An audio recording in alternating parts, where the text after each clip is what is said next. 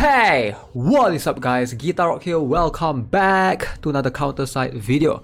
Alright, so it's a new year, 2022. If I haven't wished you guys already, Happy New Year, Happy 2022 to all of you guys watching this video. So a couple of things that before we move forward with this tier list, I'm gonna tell you guys about. Alright, we're gonna start off the new year with a couple of tier lists. So this is one of the tier lists that I've been wanting to do for a long time, because every time I get players asking me during my stream, it's gonna be, hey GuitarRock, which Awaken should I go for? Which Awaken is better for me? Which Awaken? Now I get it, alright? So Awaken units, they are a little bit different compared to regular units in this game, because to pull for them, number one, you're gonna need a different currency, black tickets. Those things are rare as heck.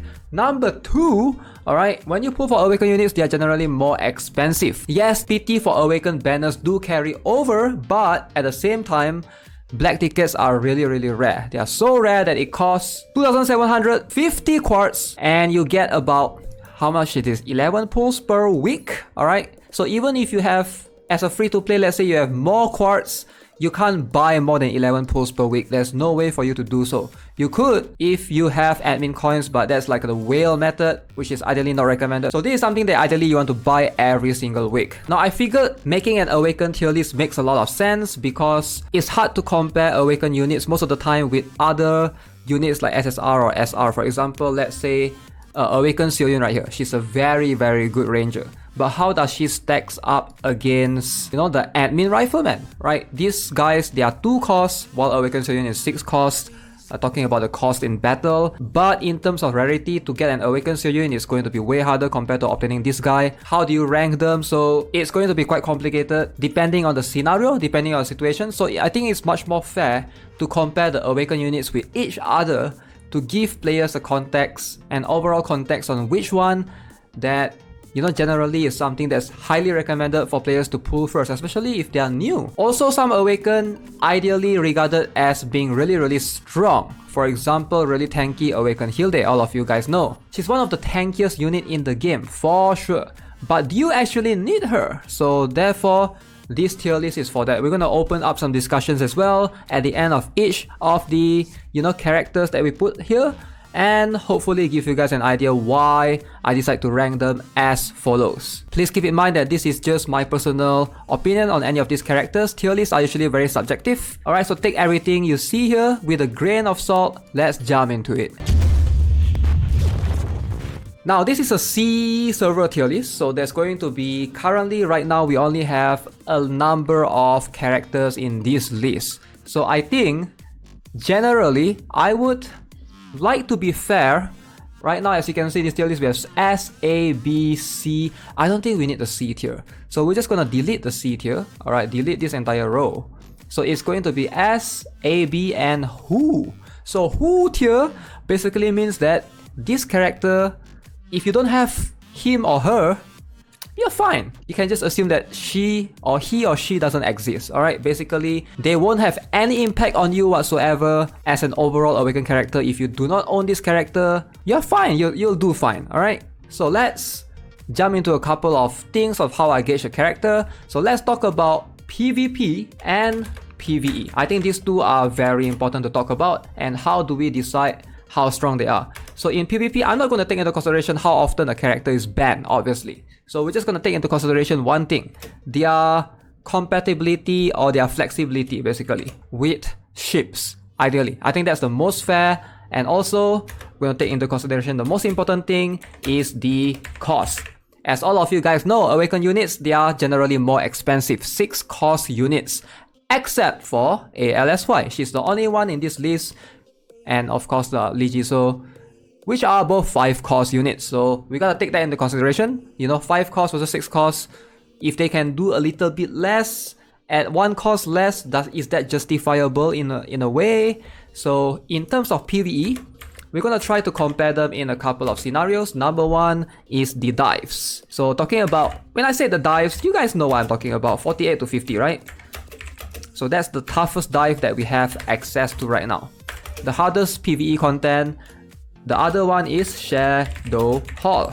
Now Shadowhall is a little bit tricky because most people don't really use Awaken units in Shadowhall, especially the last room of the Shadowhall. You're not allowed to use Awaken units at all. The last 2 rooms, if I'm not mistaken. But the first 3 rooms, you're still allowed to use some Awaken units if you want to make your life a little bit easier. But some characters, generally they just work better. I'm gonna say the raids level 220. So if you can solo it, some Awaken units definitely make it easier for you to be able to solo them. Now the last, we also take into consideration the worm boss from the Consortium co-op, but talking about level 7. Alright, a lot of people come and argue with me and worm boss is so easy.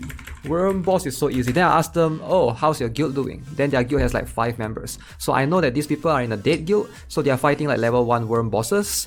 So they never get to feel the level 7 worm bosses. They are in the dead guild since the first day they started the game. They thought that level 1 and level 7 are the same. It's not. If you guys are looking for a guild, by the way, feel free. Join my Discord. There's a couple of sister guilds looking for members. So yeah, let me know. So a couple of things we gotta take into consideration any of these.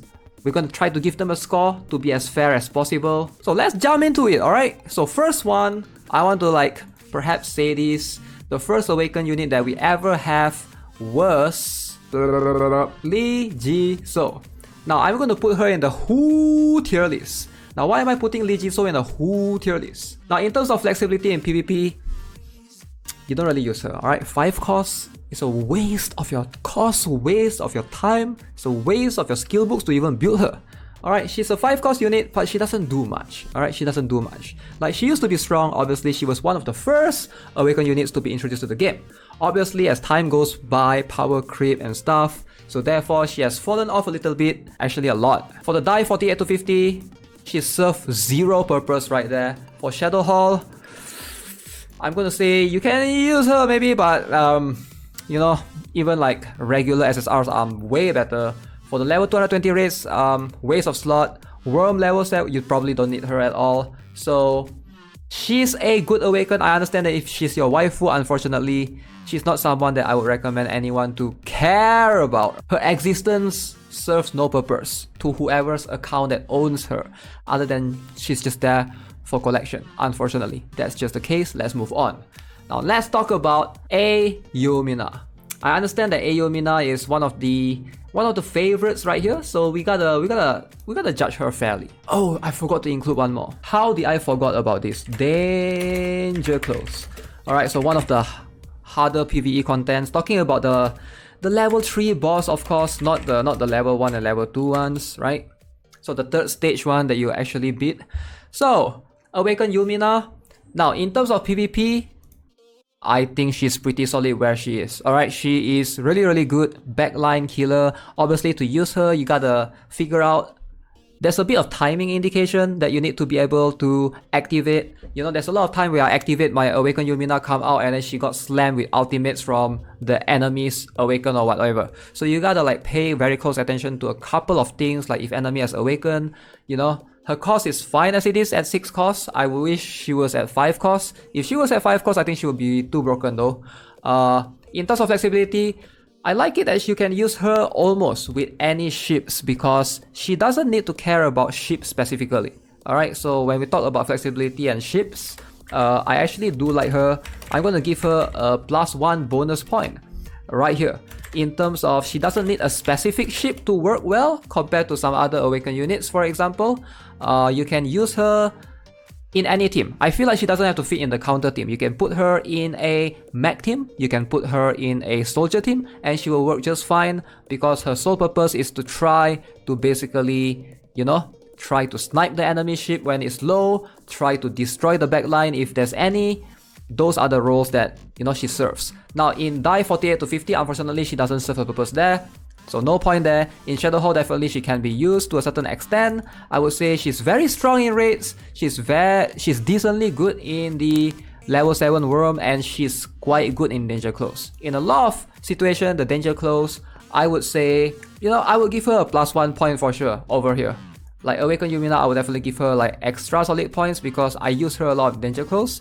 And if you're looking for a strong striker, especially right now, we don't have much Awaken striker yet. So I definitely is going to place her somewhere at A. Alright, so let's talk about Awaken Hilde.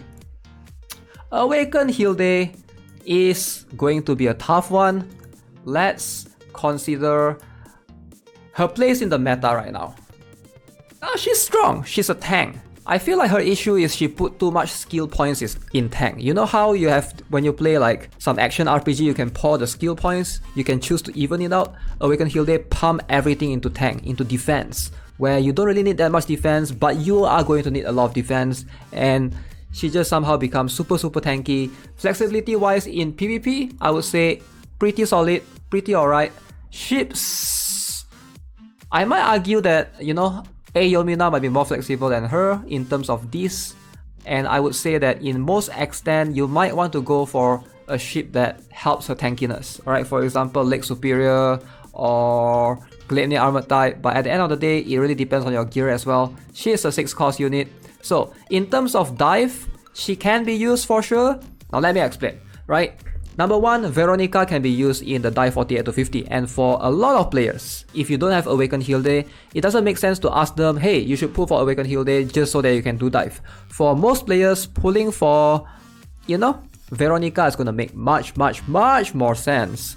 And also, even if you have Awaken Hilde, to be able to pull her off in dive 48 to 50, you're going to need like above average gears. I wouldn't say that you need like insane gears, but you're going to need something like above average gears. And those gears might be difficult to attain for some players. Alright, not every players have good gears to begin with, you know, which is why it's going to be like a small, minute player base that will be able to utilize her in dive if they have those gears. Alright, like anti-ground damage resistance with at least, I would say, 40%. I'm not sure if you can pull it off with 35%. Obviously, that will, I'll have to test that.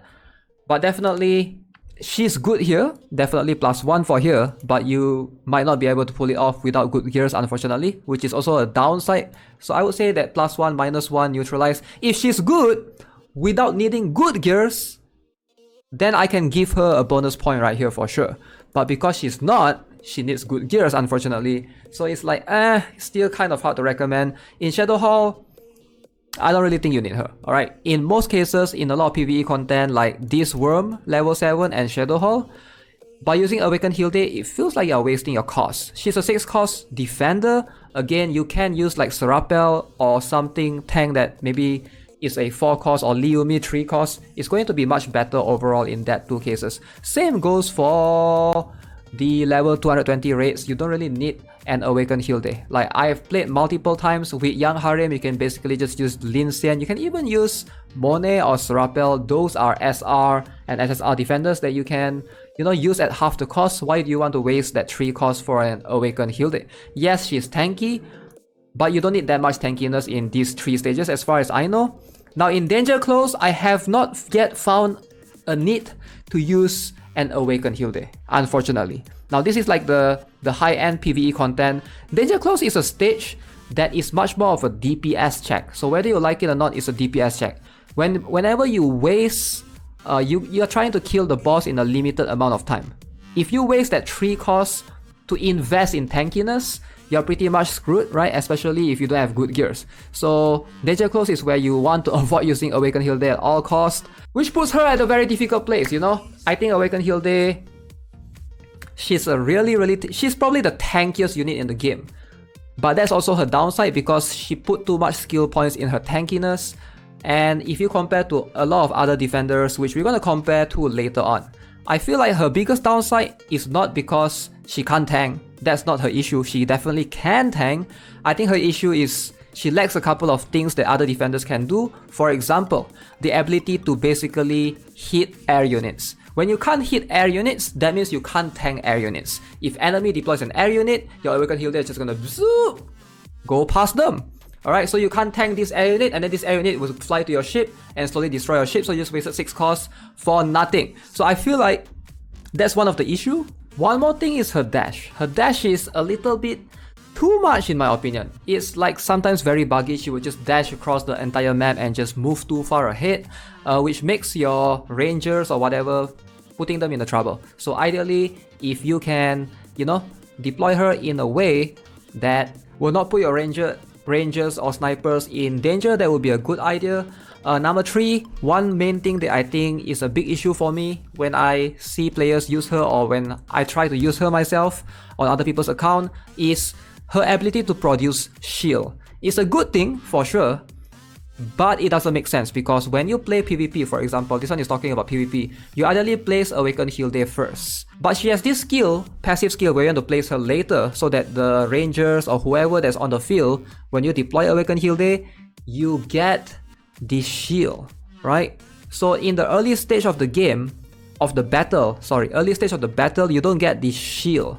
So you get it later on when you redeploy her. So that's a little bit finicky, I feel. It makes like her own kit doesn't synergize with what she's supposed to do in the early battle compared to a lot of other defenders. And yeah, like I said, she just puts too much points into her tankiness. I wish that, you know, that point could be diversified elsewhere. But I don't think she's as bad as Ligi, so there's no way she would be same. I don't think she's better than Yumina. If somebody were to ask me to pull within Awaken Yumina or Awaken Heal Day, like a new player, I'm going to recommend Mina just because for PvE, yes, A Heal Day is useful here, like I said, but you're going to need good gears. But at least for A Mina, you can use her in these 3 stages. And I feel like you're getting much more, like in terms of the return of your investment, not counting PvP, that is. So in PvE wise, Mina is just a better invested unit overall if you can only afford to pull one Awaken unit. So for now, I'm going to leave them as it is. I think Awaken Mina is a slightly in the high A tier while A Heal Day is in the low A tier for the time being. So let's talk about Awaken Yoona. Okay, I know Awaken Yoona is really strong. Alright, so she has a Phoenix. When you summon her, she does HP over time. And I actually like it. Damage over time is something that I am a big fan of. She summons the Phoenix, and the Phoenix doesn't die, and the Phoenix provides CC, and it's just a lot of things combined into one. And when she was first introduced, I feel like she's broken. Definitely she's broken. But as time goes by, she's definitely not as strong as she used to. She dies easily right now to a lot of things, unfortunately. Being a striker, I feel like a lot of her issues can be fixed if she's a ranged character, but she's not, you know? So she is like a melee character. She always move forward and stay in front to try to tank, and she usually ends up dying. And her Phoenix, despite being good, can be sniped, can be stolen by Harap in PvP. So in terms of flexibility, I would say she has the counters for sure. In terms of ships, she seems to fit everywhere, which is pretty good. Her cost is pretty decent for a 6 cost considering if she's not bad. Now in dives, she doesn't help much, sadly. In Shadow Hall, she's really good right here. So +1 right here. In raids, she's not being used much, sadly. You can use her for sure, but I would say a couple of other Awaken units are way better than her. In the Worm, for level 7, you don't really use her either. The reason why you don't use her in these 2 stages is because she's mostly good if there are lots of enemies. If you're fighting like a single boss, like a single target boss, like in the raids and for the Worm, you don't really need Awaken Yoona per se. Now, Danger Close, I can see some stages that she can be used for sure, right? She's definitely usable there. Is she more usable than Yumina though? I'm trying to think, like, Yumina is usable in like the moderator bosses, the spider boss, and a few of the Ministra looking boss. I forgot the name. I can't remember the names now, but I feel like Yoona is only useful in at least 2 of them, while Mina is useful in at least 4 or 5 of them. So overall usability, you know, slightly less than Mina in Danger Close, but still, Awaken Yoona is definitely much more usable than Mina overall. I'm gonna place her higher than Mina in the A tier, or should I place her in the S tier? I think she deserves to be in the S tier. She is definitely a low S tier, so if there's a S minus, I will put her there. So let's talk about other characters. So for now, let's move to Awaken Nayubin. Alright. Now, you guys know I'm a big fan of Nayubin. I actually like him because he does everything right. Alright, he doesn't pour his skill points into defense alone. He actually splits it up which gives him a lot of flexibility in PvP. He can debuff, which is something that a lot of people seems to forget. People always say, oh, my Awaken Heal Day is tankier. Yes, Awaken Heal Day is going to be tankier for sure. I do agree. Nayobin is not supposed to be tanky. If Nayobin is as tanky as Awaken Heal Day, the game developer is doing something wrong. Alright, considering that Nayobin has the ability to reduce everyone's skill haste for 30%, that's something that you don't see in battle and players seem to always forget. But I also like him because he does way more damage than Awaken Heal Day, which is something that I do prefer. Alright, pouring everything into tankiness, sure, it's going to make you useful in one PvE content. But Nayobin has the ability to hit air, which makes him really good for, even for the worm level 7, right? If you don't have a few other units, you can place Nayobin at the left side of the worm boss and he will be able to hit those pesky air units, where Awaken Heal Day can't do that. So that's some points that you want to consider, and in a lot of situations as well, in some of the PvE stages, like for example in Danger Close, where the flying units will just fly past Awaken Heal Day, but they will not fly past Nayobin. Nayobin is going to destroy them. The ability to hit air is just something that's, I think all tanks should have, because to be able to only hit ground is so weird. The flying units just fly past them, I don't know. It just doesn't make sense. Like, your tank doesn't tank anymore, they just go front. And then you're left with your ranger fighting against the enemies, you know, flying units. I definitely do think that Nayobin deserves to be higher than Awaken Heal Day. I definitely find that he's way more useful than PvE. And I do think that a lot of people are going to disagree with me on this. You know, overall, I would say right here, more usable than Awaken Heal Day. Right here, I would say more usable than Awaken Heal Day. I'm going to say that straight right out because there's a lot of air units in Danger Close. In the raids, maybe you don't really need them, which is fine. Shadow Hall, definitely more usable than Awaken Heal Day. And not in the dive though. In the dive, I do agree that Awaken Heal Day is better. But 3 points to Nayobin, 1 point to Awaken Heal Day, I would take that. And in PvP, I can argue that Nayobin is, you know, if they are both not banned, Nayobin provides way more in terms of the debuff. So for now, I would argue that Nayobin is better than Yoona even. So let's put it at that. Evolve 1. Okay, now this is going to be tough to rank. How would I compare? Awaken 1's flexibility is hindered by the ships and the ability for him to fit in any team. So that is going to be -1 for 2. Number 1, you're going to need like a very specific mech ship for him to shine, right?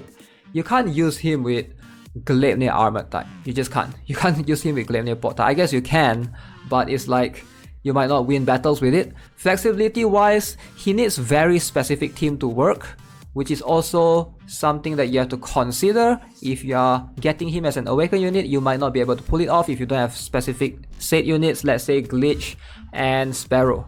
But those 2 units are quite easy to obtain either way. So in PvE contents, E1, you know, I would say dive, you probably will not use him there. He doesn't do much right here, to be honest. Alright, definitely wouldn't bother. Shadow Hall, I can definitely see him being usable for sure. The problem with E1 is he is such a scaling monster that his power is going to be really dependent on the gears, right? Because if you have an E1, but you don't have the gears like say 72% CDR to make up for it, you might not feel the impact that he has in battle. But if you have those gears, he just suddenly becomes a beast. Unfortunately in PvE, like I mentioned, you probably don't need him here.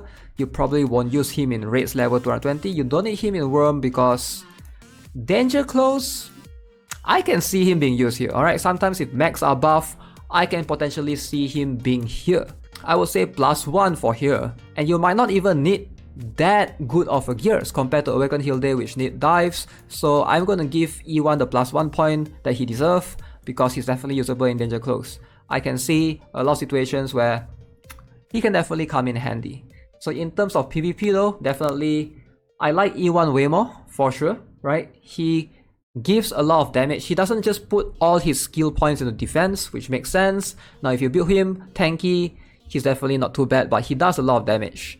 Or he does so much damage that is just mind-blowing. I have no idea how that's even allowed. The nuclear bomb can just bombard everyone in a huge AoE area. The valid hits is insane, and he's tanky as well. He has base stats of almost 100k without a single HP set on him, which is really crazy.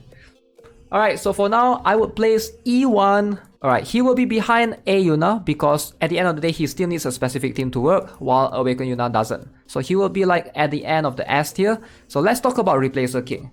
Now this is something that I want to talk about because Replacer King is the most recent of the all recent units.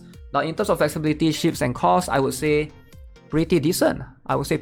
He doesn't really need a specific ship to work. His cost is 6 cost. Flexibility wise, in terms of team, I think he fit almost into any team. And I think he's a really strong unit overall. But in PvE is where the argument comes in, right? So dive, I would love to try him, but I doubt he'll be doing much in 48 to 50 dive. Shadow Hall, I've heard a lot of players say that he's really good here, and I can see why. The ability to summon replacers to be able to tank for him, alright? And in raids, you don't really need him, sadly. These are like a solo single target boss, so you ideally want characters that can do single target damage. And then you have the Worm, level 7.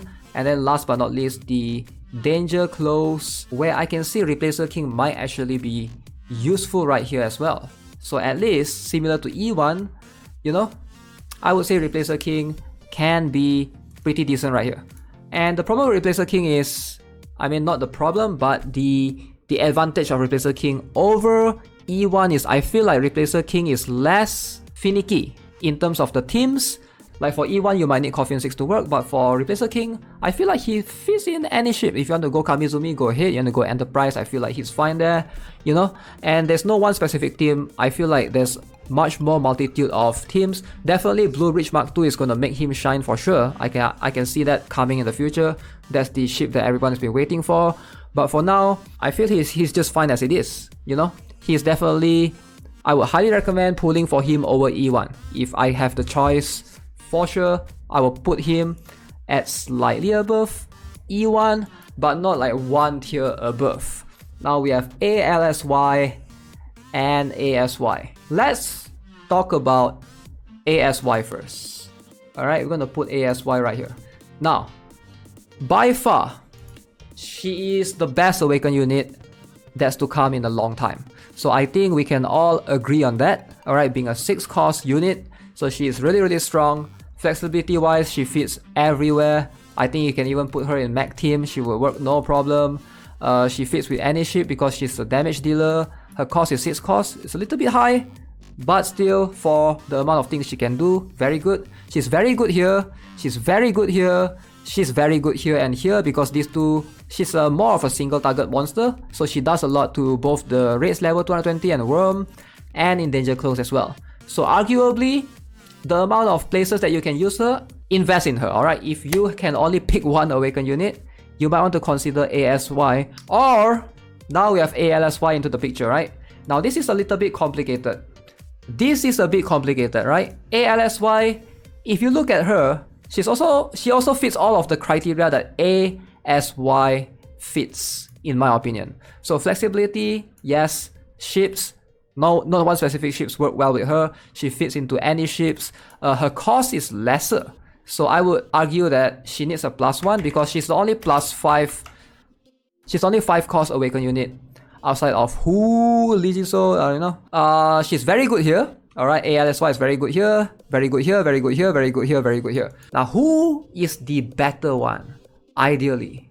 Now, this is a tough choice, right? At 5 costs, I will want to give ALSY the higher rank, but at the same time, in PvP, you see, the problem is in PvP, ALSY has shield, ASY has jump back. Both has features that allow them to somewhat escape, to allow them to somehow tank a little bit and not die like a squishy ranger you are. But both of them have their own counters. For example, Yumina counters ASY because despite ASY having to jump back, Yumina can chase after you with the special skill. Her special skill is pretty long range. Awaken Nayubin can also trap you in a way that push you, chase you to the ship, and you can't do anything. Awaken Hilde can dash towards you, blah blah blah. ALSY, however, you know, she has a shield, so Awaken Nayubin also sort of counter her. I want to say in PvP, if we don't count the buffs, I feel like ALSY is slightly better, like just a tiny bit better, like not by a lot, because of the redeployment factor. Like, let's be honest here. In PvP, we all make mistakes. Sometimes our characters die. Sometimes enemy just mina us and die. So for ASY, once you die, it's quite hard to come back. 6 cost unit dying is ideally much more impactful compared to a 5 cost unit, because that 1 cost can be extra time for you to be able to cycle through and defend your ship for a few seconds extra, right? And I feel like this gives ALSY an edge to redeploy ALSY. When you redeploy her, not only does she does an AoE damage to everything on the map, right? She also has the ability, you know, to push back the enemy with her ultimate. She has the ability to CC them with a special skill, and she can also buff ranges. So PvP wise, I'm gonna give ALSY the edge. However, in PvE damage wise, I would say Awaken Yoona wins for sure. So I would argue that ALSY is going to be much more of a buffer unit. But still, I don't see that being a big of an issue. They are both really strong. It's quite hard to choose between one. I'm gonna leave it as it is. I would prioritize ALSY over ASY based on all these criteria, of course. Because especially in danger close, suddenly having ALSY is much more valuable, because if, let's say, that stage you're gonna need rangers, suddenly you have a Carl Wong, you have a Rosaria, so that buff from ALSY is gonna be way more significant. However, one thing that I don't agree is, I don't think that these should all be on the same tier. I think ASY and ALSY needs to be on a tier of their own. So this is what I'm gonna do. I'm gonna move this down. I'm gonna put this here. I am pretty happy with this. Okay, the top of the tier, ALSY followed by ASY. They are both very close. Again, it could be this, right? It could be like ASY slightly better than ALSY. Like, I feel like this is interchangeable.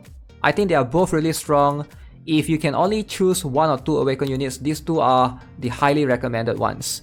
Now, for the A tier, overall, I would say Nayobin wins. Nayobin has the ability to debuff. Minor skill haste is really useful. You know, in PvE, he can hit air. He can hit air units, unlike Awaken Hilde, you know, which pour all these stats into defense, sadly.